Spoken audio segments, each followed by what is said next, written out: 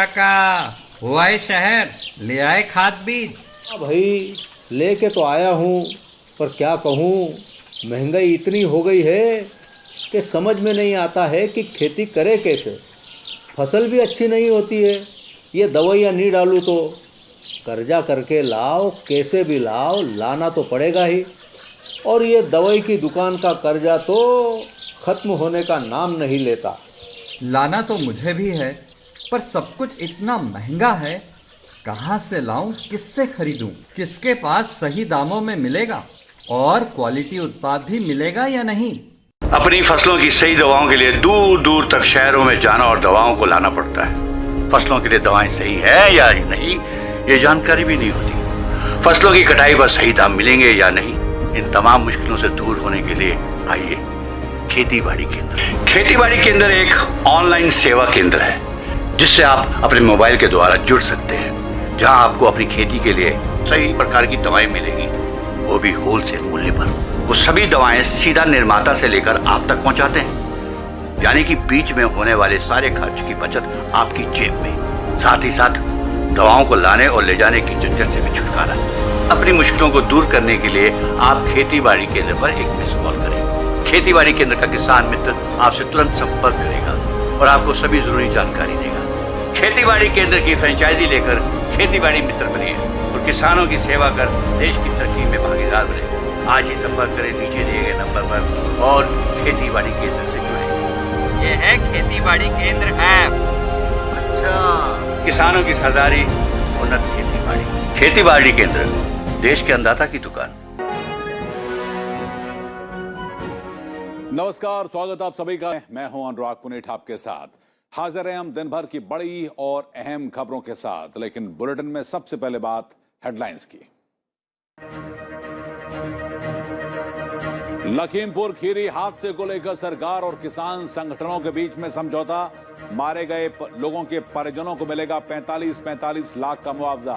प्रदेश सरकार का घायलों को 10-10 लाख देने का ऐलान। हाईकोर्ट के रिटायर्ड जज की अगुवाई में होगी मामले की जांच।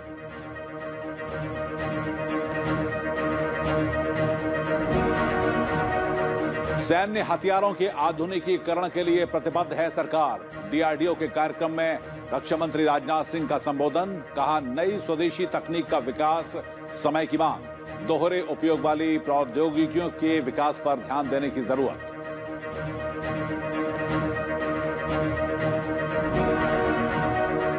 उत्तर पूर्वी राज्यों में देश के विकास का इंजन बनने की क्षमता। शिलांग में उपराष्ट्रपति एम वेंकैया नायडू का पूर्वोत्तर क्षेत्र के विकास में पूर्वोत्तर परिषद की बदलती भूमिका पर आयोजित कार्यशाला में संबोधन।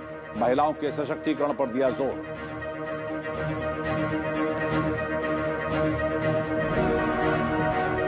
देश में जारी कोविड रोधी टीकाकरण अभियान में नया रिकॉर्ड। 91 करोड़ वैक्सीनेशन के साथ 70% वयस्क आबादी को लगी वैक्सीन की पहली डोज।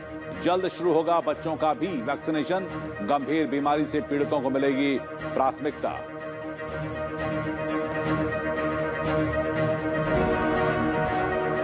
मेडिसिन में दिए जाने वाले 2021 के नोबेल पुरस्कार का ऐलान। अमेरिकी वैज्ञानिक डेविड जूलियस और ऑडेम पटापोटियन को संयुक्त रूप से पुरस्कार। तापमान और स्पर्श के लिए रिसेप्टर्स की खोज के लिए सम्मान।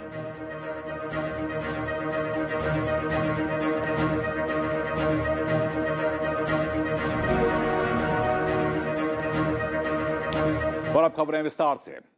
लखीमपुर खीरी मामले की न्यायिक जांच की जाएगी। हाईकोर्ट के रिटायर्ड जज इस मामले की जांच करेंगे। किसानों और अधिकारियों के बीच में हुई बातचीत के बाद आज इसका ऐलान किया गया। प्रदेश सरकार ने मृतकों के परिवार को 45 लाख रुपए का मुआवजा देने का ऐलान कर लिया है। मरने वालों के परिवारों के लिए कि एक सदस्य को सरकारी नौकरी दी जाएगी। साथ ही घायलों को 10 लाख रुपए दिए जाएंगे। शासन से विचार विमर्श करने के उपरांत यह निर्णय लिया गया है कि जो तहरीर, जो कंप्लेन शासन के इन लोगों के द्वारा दी गई थी, उस पर समुचित धाराओं में एफआईआर पंजीकृत किया गया है। और जैसा शासन के द्वारा पहले ही बताया जा चुका है कि किसी भी दो व्यक्ति को बख्शा नहीं जाएगा और पूरी अधिक कार्रवाई और कड़ी कार्रवाई नियमानुसार कराई जाएगी। इसके अतिरिक्त एक न्यायिक जांच इस पूरे प्रकरण की हाई कोर्ट के वरिष्ठ रिटायर्ड जज के द्वारा कराई जाएगी और जो भी मृतक हैं को 45 लाख रुपए का प्रति व्यक्ति मुआवजा सरकार के द्वारा दिया जाएगा और घायलों को 10 लाख रुपए का अनुदान शासन के द्वारा दिया जाएगा। इसके अतिरिक्त जो भी आदमी मृतक हैं उनके घर के एक व्यक्ति को उसके योग्यता के अनुसार नौकरी दी जाएगी। मुख्यमंत्री योगी आदित्यनाथ ने लखीमपुर खीरी के लोगों से शांति बनाए रखने और अफवाहों पर ध्यान न देने की अपील भी की है। घटना को दुर्भाग्यपूर्ण बताते हुए राज्य सरकार ने आश्वासन दिया है कि दोषियों के खिलाफ कड़ी कार्रवाई की जाएगी।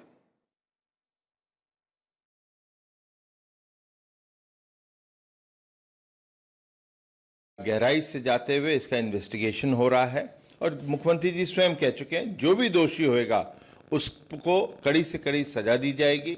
लेकिन जो विपक्ष के लोग हैं वो राजनीतिक अवसरवादी हैं और चुनाव सिर पे है, तो उसको देखते हुए एक पॉलिटिकल टूरिज्म चल रहा है। उधर पेंडोरा पेपर से जुड़े हुए मामले की जांच अब की जाएगी। केंद्र सरकार ने निर्देश दिया है कि पेंडोरा पेपर लीक के मामले की जांच की निगरानी सीबीडीटी के चेयरमैन की अध्यक्षता में होगी, जिसमें सीबीडीटी, प्रवर्तन निदेशालय, भारतीय रिजर्व बैंक और वित्तीय खुफिया इकाई के प्रतिनिधि इसमें शामिल होंगे। पेंडोरा पेपर लीक मामले में देश विदेश के कई राजनेता और बड़ी हस्तियों के विदेशी निवेश और संपत्तियों के विवरण की जानकारी का खुलासा किया गया है। International consortium of investigative journalist ने रविवार को दस्तावेज जारी किए थे और खुलासा करने वाले आईसीआईजे में 117 देशों के 150 मीडिया हाउस के 600 से अधिक पत्रकार भी शामिल हैं। रक्षा मंत्री राजनाथ सिंह ने दोहरे उपयोग वाली तकनीक विकसित करने पर जोर देते हुए कहा कि इसका बड़े पैमाने पर सेना और सिविल दोनों को लाभ मिल सकेगा। आज डेयर टू ड्रीम पुरस्कार विजेताओं और डीआरडीओ के युवा वैज्ञानिकों को संबोधित करते हुए रक्षा मंत्री ने यह बात कही। रक्षा मंत्री ने कहा कि सेना को अत्याधुनिक उपकरणों से लैस करने के लिए रिसर्च और डेवलपमेंट पर विशेष फोकस किया जा रहा है और सैन्य उत्पादन के लिए निजी क्षेत्र की भागीदारी पर भी जोर है। वैश्विक सुरक्षा चिंताओं, सीमा विवादों और समुद्री मामले की अहमियत की बात भी उन्होंने कही। रक्षा मंत्री ने कहा कि नई और स्वदेशी प्रौद्योगिकियां समय की मांग है, इसलिए हमें भविष्य की प्रौद्योगिकियों के विकास पर काम करना होगा और हमारा उद्देश्य किसी भी चुनौती से निपटने के लिए अपने बलों को नवीनतम मशीनरी से लैस करना है। इनोवेशन, डिजाइन और डेवलपमेंट के फील्ड में अवार्ड प्राप्त कर रहे इन साइंटिस्ट से देश के बाकी युवा इंस्पायर होंगे और भविष्य में पाथ ब्रेकिंग इनोवेशन करके इस सीरीज को और आगे बढ़ाएंगे। उधर दिल्ली में कंपनी सेक्रेटरी ऑफ इंडिया के 53वें स्थापना दिवस समारोह को आज वित्त मंत्री निर्मला सीतारमण ने संबोधित किया। समारोह को संबोधित करते हुए केंद्रीय वित्त मंत्री ने कहा कि कंपनियों को सहूलियत के लिए कई प्रकार की सुविधा मुहैया कराई जा रही है।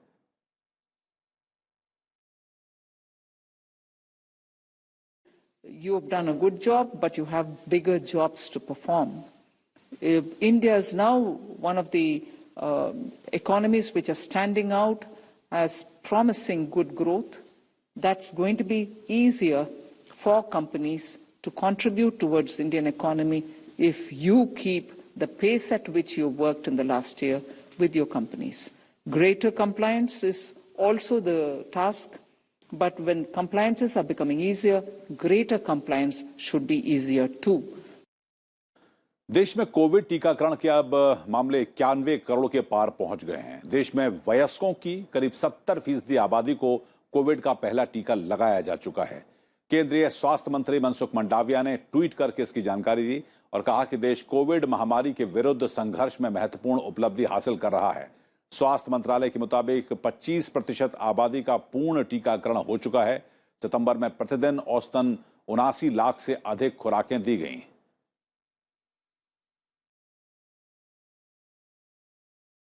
देश में कोविड रोधी टीकाकरण की रफ्तार को देखें तो मई में जहां 19,69,000 खुराक दी गई थी, जून में टीकाकरण की संख्या बढ़कर 39,89,000 हो गई। जुलाई में यह संख्या बढ़कर 43,41,000, अगस्त में 59,19,000 पर पहुंच गई। वहीं भारत में अब कोरोना के 2,64,000 सक्रिय मरीज बचे हैं, जो कि 200 दिनों में सबसे कम है।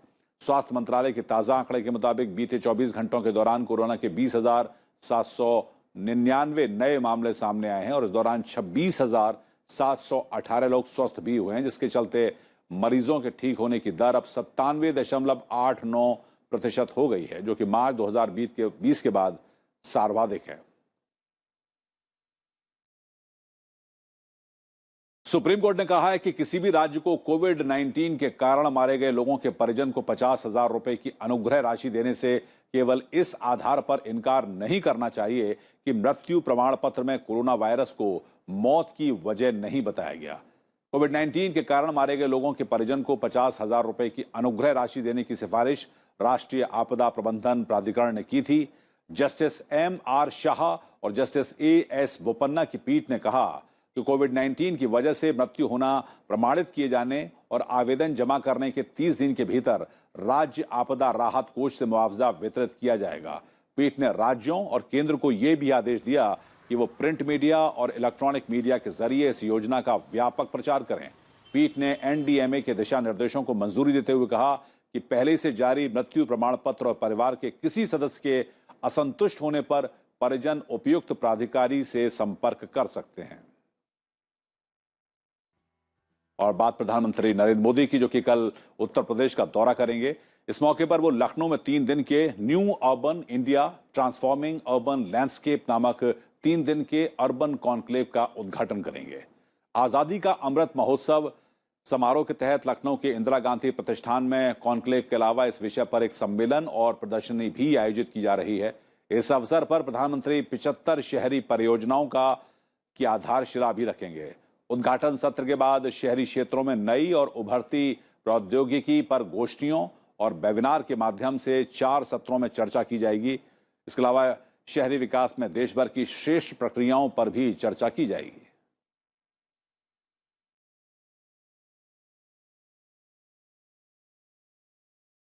और अब वक्त तो चला है राज्यों से जुड़ी हुई अहम खबरों को जानने का।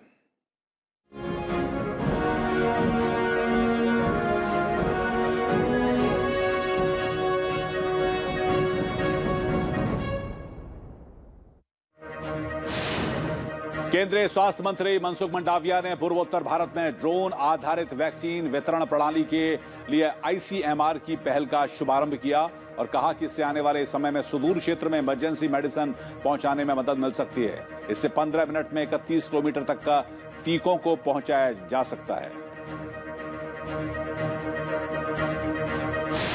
केंद्रीय कपड़ा और रेल राज्य मंत्री दर्शना विक्रम जरदोज जम्मू कश्मीर के दौरे पर हैं। यहां उन्होंने वेमिना वुलन मिल्स और राजबाग में गवर्नमेंट सिल्क फैक्ट्री का जायजा लिया और साथ ही उन्होंने सेरीकल्चर विभाग के अधिकारियों से मुलाकात करके उनके प्रयास की सराहना की।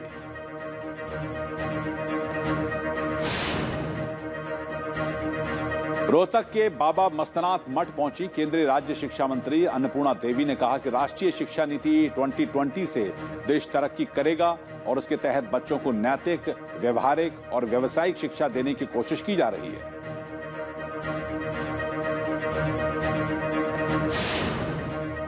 पश्चिम बंगाल में सत्तारूढ़ तृणमूल कांग्रेस ने तीनों विधानसभा सीटें जीत ली हैं। इन तीनों सीटों के लिए 30 सितंबर को वोट डाले गए थे। भवानीपुर उपचुनाव में तृणमूल कांग्रेस की उम्मीदवार ममता बनर्जी ने अपनी निकटतम प्रतिद्वंदी बीजेपी के प्रियंका टिब्बरवाल को 58,835 मतों के अंतर से हराया।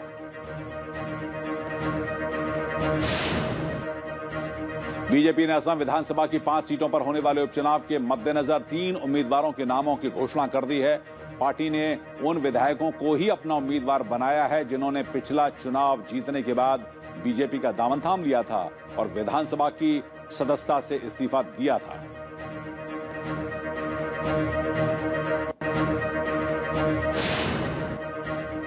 ड्रग्स केस में शाहरुख खान के बेटे आर्यन खान को राहत नहीं मिली है। मुंबई की कोर्ट ने उनकी जमानत याचिका खारिज कर दी है। आर्यन समेत 2 और लोग 7 अक्टूबर तक एनसीबी की हिरासत में ही रहेंगे। एनसीबी ने सभी लोगों के लिए 9 दिन की कस्टडी की मांग की थी।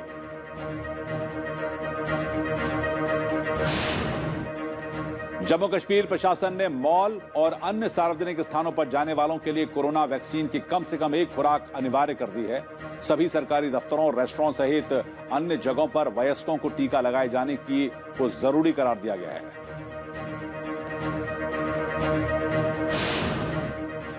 महाराष्ट्र के रेजिडेंट डॉक्टर हड़ताल पर हैं, जिसकी वजह से अस्पतालों में ओपीडी सेवाएं बंद हैं। हालांकि इमरजेंसी सेवा जारी है।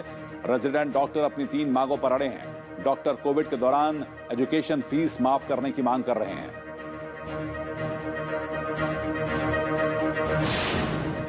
बाबा अमरनाथ की पवित्र गुफा और उसके आसपास के क्षेत्र में बर्फबारी हुई है। साथ ही कुपवाड़ा और बारामूला जिले में ओलावृष्टि हुई। इससे पूरे क्षेत्र में मौसम बदल गया है। ओलावृष्टि से सेब की फसल और सब्जियों को नुकसान पहुंचा है।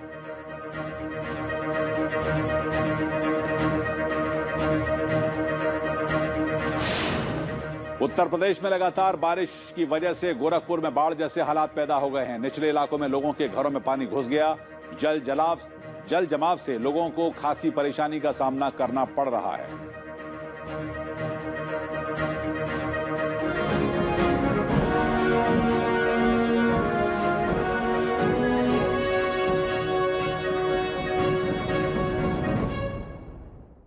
विदेश सचिव हर्षवर्धन श्रृंगला श्रीलंका के दौरे पर हैं और वहां पर उन्होंने आज श्रीलंका के प्रधानमंत्री महिंदा राजपक्षे से मुलाकात की।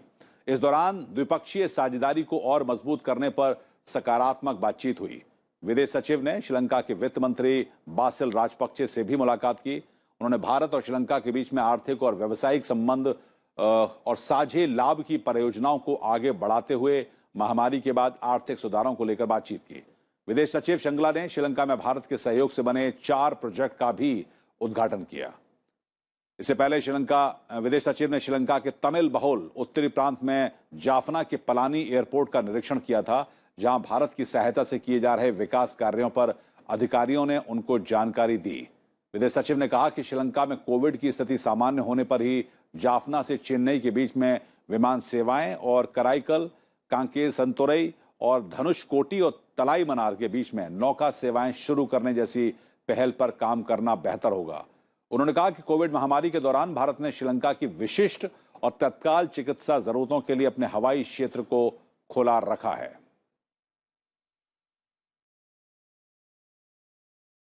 उधर भारत और श्रीलंका का साझा सैन्याभ्यास आज से शुरू हो गया।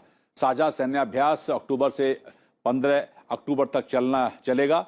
अभियान में कर्नल प्रकाश कुमार के नेतृत्व में भारतीय सेना की 120 जवानों की टुकड़ी भाग लेगी। आतंकवाद, परस्पर अभियान संबंधी कौशल, संयुक्त रणनीतिक अभ्यासों के आयोजन और एक दूसरे के सर्वश्रेष्ठ अनुभवों को साझा करने पर समझ बढ़ाने के लिए संयुक्त सैन्य अभ्यास की योजना तैयार की गई है।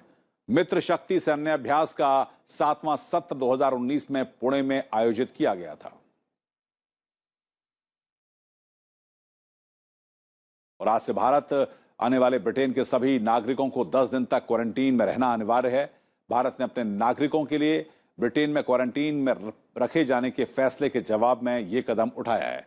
ब्रिटेन ने अपने यहां पहुंचने वाले भारतीय नागरिकों जिन्होंने कि कोविशील्ड के दोनों टीके ले लिए हैं, उन्हें भी क्वारंटीन में रखने के अपने नए नियमों को लागू किया था, जिससे आहत होकर भारत ने ये फैसला लिया है। ब्रिटेन के नागरिकों को यात्रा शुरू करने से पहले और भारत में एयरपोर्ट पर पहुंचने के 72 घंटों के भीतर आरटीपीसीआर जांच कराना अनिवार्य है। भारत पहुंचने के 8 दिनों के अंदर दूसरी बार आरटीपीसीआर टेस्ट कराना भी अनिवार्य होगा। जापान की संसद ने पूर्व विदेश मंत्री फूमियो किशिदा को प्रधानमंत्री चुन लिया है। संसद के दोनों सदनों में कराए गए मतदान में सत्तारूढ़ दल लिबरल डेमोक्रेटिक पार्टी के उम्मीदवार किशिदा ने विपक्षी संवैधानिक डेमोक्रेटिक पार्टी के युकियो एडानो पर आसानी से जीत दर्ज कर ली। किशिदा को निचले सदन में 311 मत मिले, जो कि बहुमत से 80 ज्यादा हैं।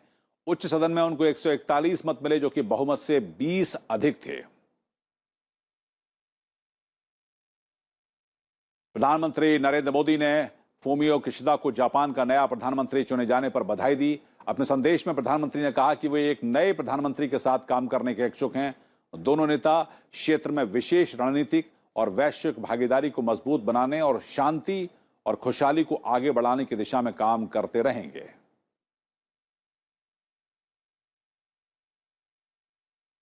मेडिसिन में दिए जाने वाले नोबेल पुरस्कार का ऐलान कर दिया गया है। इस बार अमेरिका के वैज्ञानिक डेविड जूलियस और आरडेम पटापोट्टी को संयुक्त रूप से ये पुरस्कार दिया जाएगा। उन्हें ये पुरस्कार तापमान और स्पर्श के लिए रिसेप्टर्स की खोज के लिए दिया गया है। नोबेल प्राइज की घोषणा नोबेल कमेटी के महासचिव थॉमस पर्लमैन ने आज की। नोबेल प्राइज जीतने वाले को एक गोल्ड मेडल और 10 मिलियन स्वीडिश क्रोनोर यानी कि तकरीबन 1.14 मिलियन डॉलर की पुरस्कार राशि मिलती है। मेडिसिन के अलावा फिजिक्स, केमिस्ट्री, साहित्य, शांति और इकोनॉमिक्स में भी नोबेल प्राइज दिया जाता है।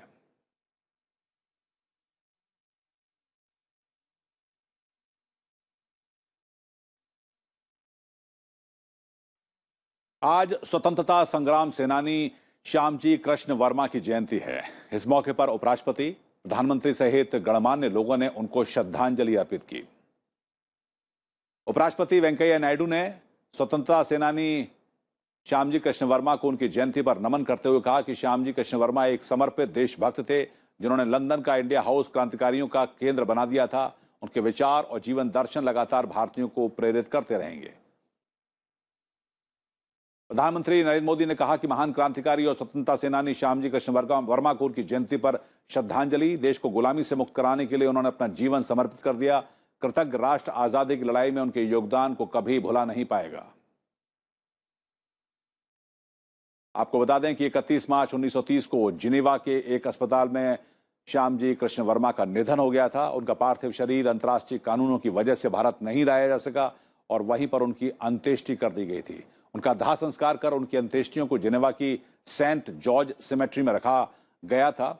गुजरात का मुख्यमंत्री बनने के बाद नरेंद्र मोदी ने 2003 में जिनेवा जाकर श्यामजी कृष्ण वर्मा की अस्थियों को भारत लेकर आए और 2015 में प्रधानमंत्री के रूप में अपनी ब्रिटेन यात्रा के दौरान उनकी पुनर्नियुक्ति का प्रमाण पत्र भी लेकर आए।